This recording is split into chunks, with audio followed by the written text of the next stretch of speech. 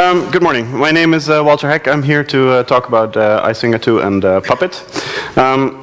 As Bernd said, I was quite sick yesterday. I spent most of the day in bed, so sniffing and coughing will be part of this talk. But you'll have to apologize, excuse me for that. So I'll talk a bit about Icinga 2 and Puppet. The talk will be assuming that all of you already know what Icinga is, because I figured I don't have to explain that here. First up, who am I? My name is Walter Heck. I'm from Holland. I was once a software engineer, then a DBA, then a sysadmin, then I started All in Data, and then I promoted myself to be the CTO, so I didn't have to deal with all the executive stuff, and I can just focus on the technology part, which is what I enjoy the most anyway. We are, I think, a partner for Holland, India, and Southeast Asia. That seems like a very weird combination of locations, but if you want to know why, come and find me after the talk and I'll be happy to explain it to you. We also do Linux Foundation training. Let me turn off my phone. Shut up. And we do a bunch of MySQL consulting. In this talk, we will talk a little bit about what is Puppet. So we have a bit of a base foundation. Then we'll talk about how to set up Icinga Web 2 and Icinga 2 with Puppet, and then a little bit into some initial objects. I'll explain a little bit about Puppet's exported resources and how you can use them to make your life a lot easier and have your Icinga 2 configuration up to date automatically instead of you having to not forget to update it. And then at the end we'll do some questions. I was going to do a demo, but considering I spent a day in bed yesterday, I didn't get to prepare a demo. So you'll have to forgive me for that. First up, what is Puppet? Who here knows what Puppet is? That's pretty much everyone. Who here is using Puppet? Oh, it's also a good half of the room, maybe. So Puppet is a configuration management software. To me, it doesn't really matter if you're using Puppet or Chef or Ansible or any of the other amazing tools, as long as you're using one of those to make your life easier and to make everything more structured. If you're not using any configuration management software, you should probably walk out now and go to work to start using some. Puppet in particular scales very well from 1 to 200,000 plus nodes. I think the largest I know of, their target was 400,000, and last time I saw they were at 200,000 nodes. So it scales ridiculously well to that kind of size as well. Obviously, you'll have to do some pretty hefty design in order to get it that far, but it is possible. Puppet is multi-platform, so Windows, Unix, Mac, BSD, pretty much everything you can imagine. And that makes it very versatile in enterprise environments where things like Icinga are also very useful. It's commercially supported open source, so if you want to use open source version, you're totally fine, not a problem at all. And if you want to use enterprise version because you want to pay for support and you want to get some more easy setup and upgrades, it's also totally fine. Depends a little bit on what your, how to say that, your organization looks like and your engineering capacity is. Infrastructure as code is an important thing. By describing your infrastructure in code, you can now start to apply a number of different practices on it that are well known from a development world, but not so well known from a operations world. Versioning, being able to see when the last change was to the configuration of your web server, making sure that the configuration of your SSH settings is the same everywhere. All of these things become fairly trivial when you're using infrastructure as code. A A typical Puppet architecture is fairly simple.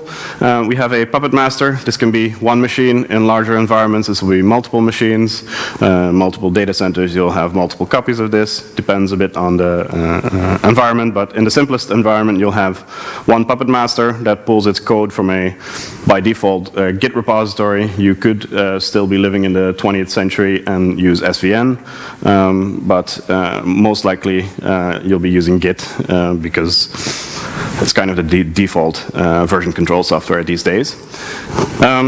This master is the one that organizes the configuration for all of the agents. So we have, at the bottom, we have a number of servers. We have our web server, database server, our Icinga server. They all run a little daemon called the Puppet agent. The Puppet agent connects every 30 minutes by default to the Puppet master and asks the Puppet master, hey, can you please tell me what my configuration needs to be like? The Puppet master goes into the Puppet code that you've uploaded to it and compiles the configuration for that agent specifically, passes it back down to Web01, for instance, and Web01 goes through that configuration and makes sure that Web01's configuration is equal to what is dictated by the Puppet master. So by having that kind of how to say that configuration management, we can use a module for Icinga. So there is a official Icinga 2 modules maintained by mostly Marcus Frush. Is he here? Anywhere? No? Not here? Oh, there. Hiding away behind the plants. The current status of the Puppet module for Icinga is slightly strange, where there is a develop branch in the Icinga 2 module that is the most up-to-date version, and it is currently 210 as of this morning, commits ahead of the master branch. So your best bet is to use the develop branch, which is actually the master branch. It's now even the default branch. If you go to the GitHub repository, you'll be automatically dropped into the develop branch and not in the master branch anymore. So I would imagine that at some point in the future, the develop branch just gets turned into the master branch. Anyway, Puppet uses modules, and the Icinga 2 module and the Icinga Web 2 module are the modules that you can use to set everything up and configure it correctly. Right now, these are your best bet. So normally when Puppet modules are created and released, they get dropped onto the Puppet Forge. And on the Puppet Forge, you can see which modules there are. You can search for Icinga. And as you can see here at the lower right, there are 14 results for Icinga, and the official Icinga Web 2 module is the only official Icinga module that shows up, and it's at like position 10. So instead of using the module from the Forge, if you're using this is the syntax for what is called a Puppet file. The Puppet file is a list of all the modules that you want to use in your Puppet server. And in this case, we need 3 modules. We need the Icinga Web 2 module, we need the Icinga 2 module, and the Puppet Labs MySQL module. In addition, you'll need some kind of web server to run the Icinga Web 2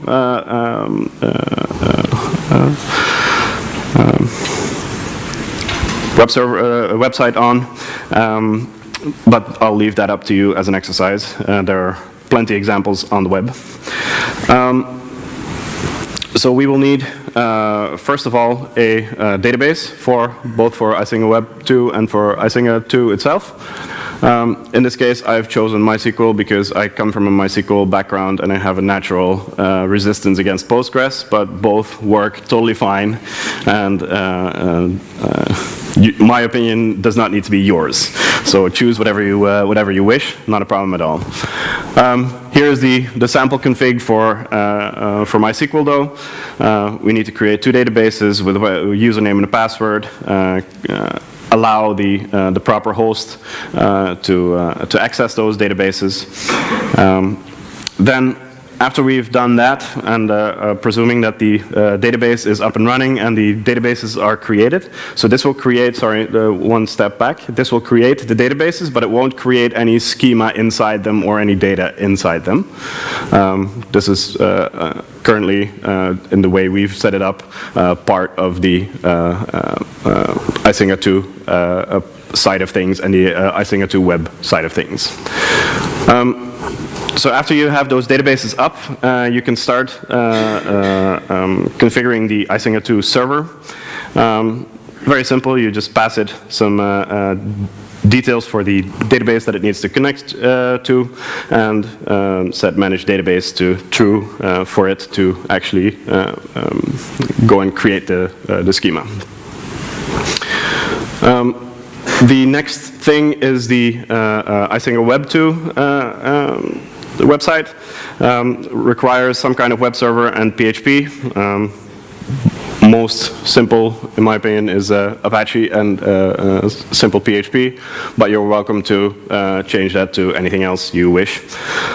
Please use HTTPS. It is 2016, and by default, you should have everything running over SSL. There is the sample code on the web on the web as well that sets it up with HTTPS, but that's a fairly simple exercise, and it's not really part of your Icinga setup. And we need to populate the database. That is also a separate thing. So this Icinga Web 2 class, we just pass it. We say manage repo is true, which means that it manages the yum repository. We install from packages. We manage the vhost. We let the Icinga Web 2 module manage the vhost for Apache in this case, so we don't have to worry about it. And then IDODB and WebDB are the connection details to the database with the Icinga data and the database that it uses for the running the Icinga 2 Icinga Web 2 site. Setting up an Icinga native client is done like this. You use the Icinga 2 class as well as you were using for here, setting up the Icinga 2 server, because they are using the same package underwater. We need the API feature on the left, and we need the PKI Puppet class that needs to be declared after the API. So we use the special keyword contain to make that happen. Then on the right, we create the zones. I will show you in a minute a little bit more detailed how that works, because you see there the double @ sign in front of the Icinga 2 object zone resource. That indicates something special. It's called exported resources. So in a Puppet setup, two agents cannot communicate with each other. So a Puppet agent can only communicate with a Puppet master. This poses a problem or a challenge when you want to have something happen on one server that should be responding to something that is happening on another server. In this case, we would like all the hosts to appear on the Icinga server, but we don't want to specify them on the Icinga server themselves. Reason being, we don't want to create our host or manage our hosts in Puppet and then have to manually keep a list of hosts on the Icinga server, because that would defeat the purpose of having Puppet do the work for us. So we need some way to get our host objects onto the Icinga server automatically. The way this works is it's called exported resources. You can read about it on the Puppet Labs website on the documentation there. First, we do a Puppet agent run on for instance, on the server web01. This agent sees the resource Icinga 2 object host, but it also sees that there is a double @ sign in front of it. That means that the two @ signs they mean that the agent will not create this host object on the web01 server. Instead, it will export them, create them as exported resources, which means that it will export them to the Puppet master, and the Puppet master will store them in the Puppet DB. And that's it. So on the Web 01, even though we define this resource Icinga2 object host, it doesn't actually get created on that server at all. Nothing is happening there. The only thing it does is store this information on the Puppet DB with the flag, hey, this was exported. Fine. At some point in the future, the Puppet agent run happens on the Icinga server, and there we have this special syntax with the what's called the spaceship operator, the two less than signs, the two pipe symbols, and then two greater than signs. And this means go and collect all of the resources of the type Icinga2 object host that were exported on different nodes. So what happened on that Web 01 server might happen on 100 other servers, it might happen on your mail servers, etc., etc. So on the Icinga server, it goes and collects those resources. It goes to the Puppet DB and it says, hey, can you pass me all of the exported resources that other agents have exported in their runs? And then it sends those over to the Icinga server, and there they get created. So now, all we need to do is make sure that we have a Puppet agent run on each of our other servers. They will all export their host objects, and they will all get collected on the Icinga server automatically, which means that if I have a new server, I just run the Puppet agent on it once, then I wait for the Puppet agent run to happen on the Icinga server, and it will automatically create my new host object. And this works for, obviously, every single resource type, so not only for host objects, but also for many different other objects. I'm slowly losing my microphone. So, having that new knowledge, this is like a Puppet training of 3 days compressed into like 3 minutes, so forgive me for the lack of detail.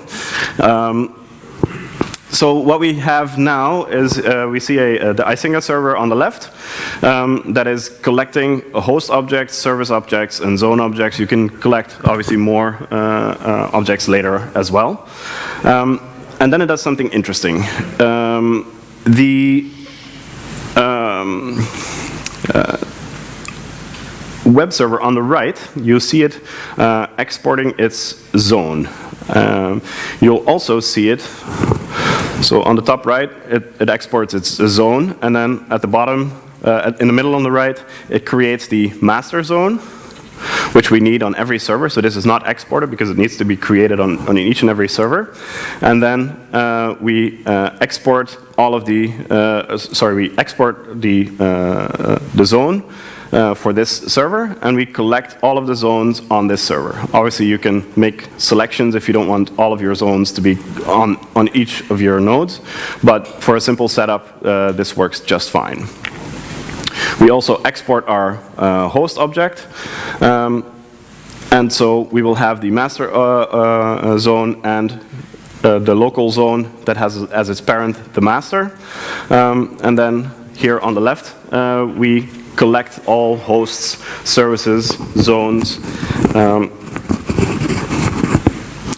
and on the master itself, we also export the zone and create the master zone. So by doing this, we have automated the zone creation, and we make sure that the hosts are collected on the master. So you see that we do collect all the zones on each server, but we don't collect the hosts on each server. We only collect the hosts on the Icinga server itself.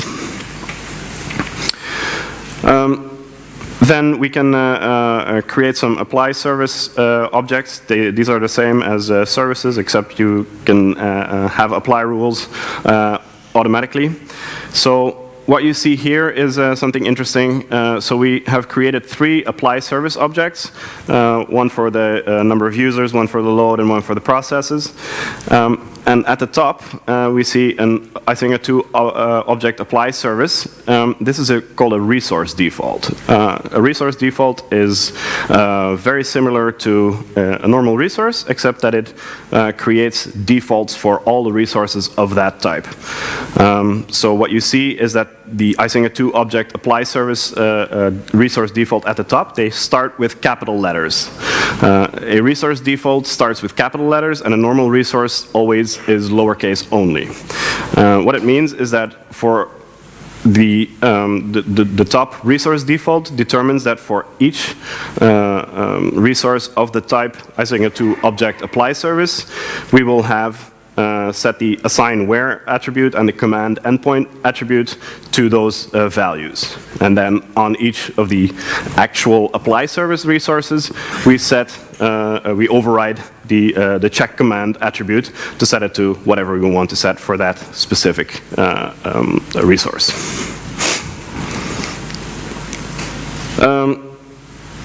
After this is obviously only a very simple start.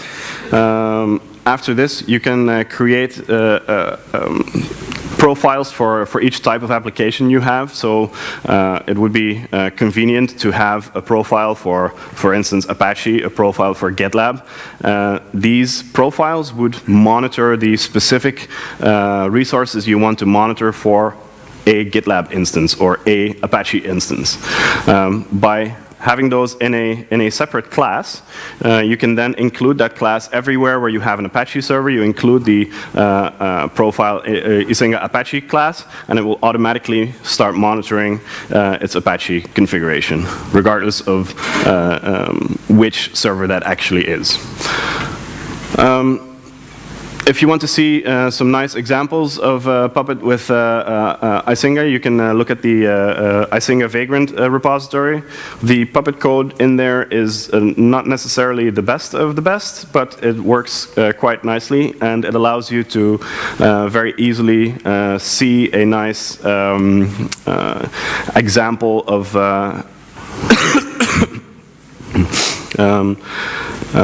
Icinga set up with Puppet, with a very complete configuration with Grafana. It adds a bunch of sample code so you can easily try it out. It's also great if you want to show someone else how Icinga looks like. You don't want to show your production environment. You just vagrant up the Icinga 2x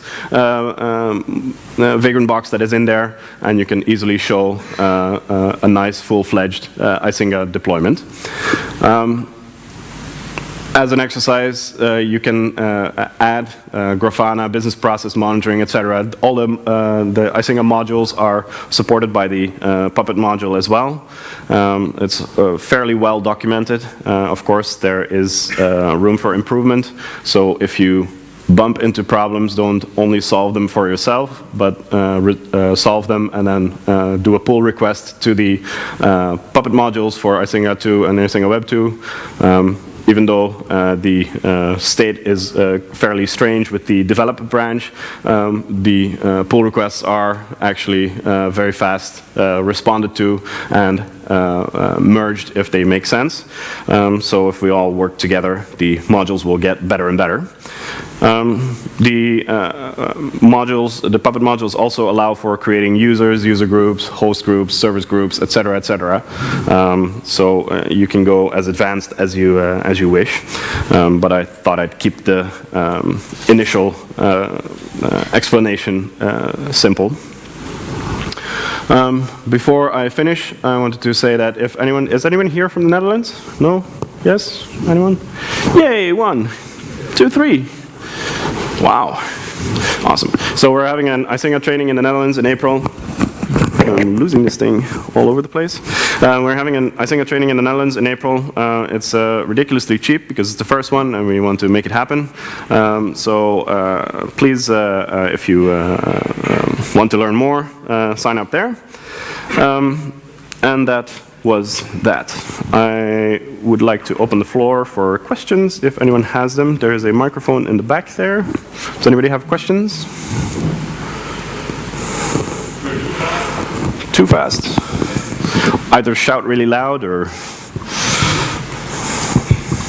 Hello, my name is Martin. I am not sure if this is a question that makes sense. However, you said this beautiful automation with Puppet, how to add hosts to Icinga.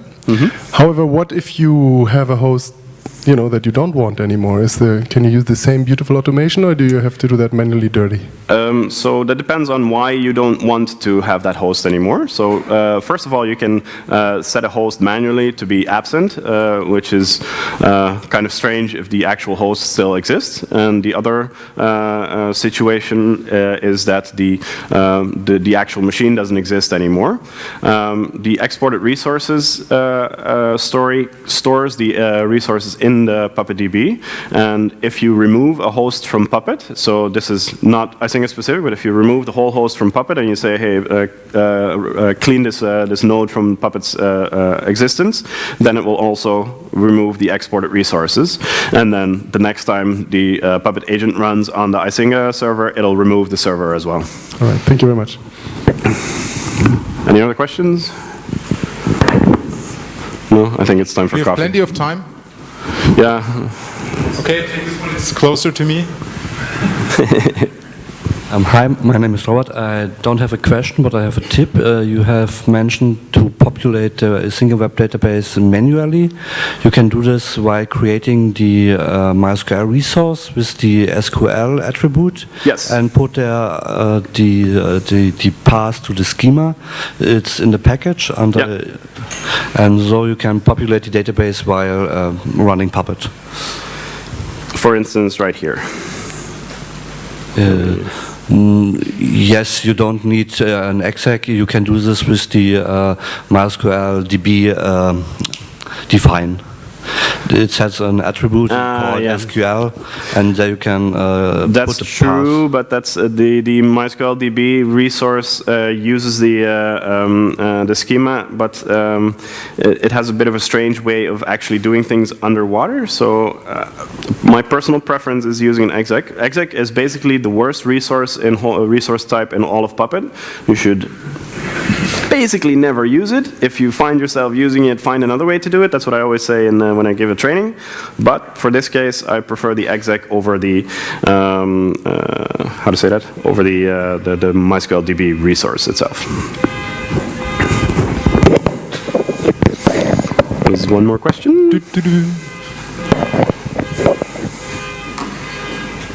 Special sound for you. Hi. My question is, if you have exported resources, how do you, it seems like you want to have a Puppet run on one host before on another host. How do you make sure that this always happens? So the question is, when I have exported resources, how do I make sure that if I need to have, as we saw here, if I need to have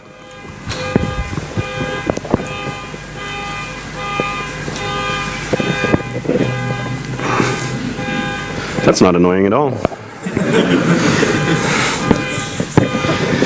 So the question is, if I have my Puppet agent run that needs to happen on the web server before it happens on the Icinga server, how do I make sure that it actually happens in that order? The answer is, it depends on how much you care. So in a normal scenario, you most likely don't really. So the Puppet agent run happens every 30 minutes on each node. That means that the worst case scenario, it'll take you an hour to have your resources appear on your Icinga server, which, depending on whether or not this is a production server or you're doing some kind of auto-scaling in a cloud or whatever, you might or might not care that it happens that fast. If you don't care, you simply just wait for a cycle of Puppet agent runs to happen on the web server and then a cycle of agent runs to happen on the Icinga server. If you do care, you can manually execute the Puppet agent run on the web server and then manually execute a Puppet agent run on the Icinga server. Or starting with Puppet Enterprise 2015.3, is that it? You can use application, what's it called? Orchestration. So they have created a way to make sure that Puppet agent runs happen in an orchestrated order across servers. But that's an enterprise-only feature.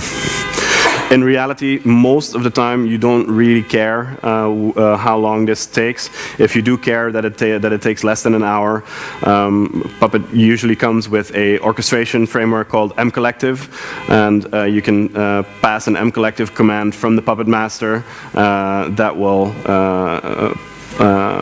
kick off Puppet agent runs on the servers that you filter to it, and then you can use mcollective to kick off an agent run on your Icinga servers, and you'll be good to go 2 minutes later. That's the different ways of tackling that problem. Any more questions? All right. And one last slide. This one. If you want to have more information or questions, or you want to tell me that that completely sucked, that's also fine. Find me on Twitter, or our website, or my email, or GitHub repo. Thank you very much. Thank you.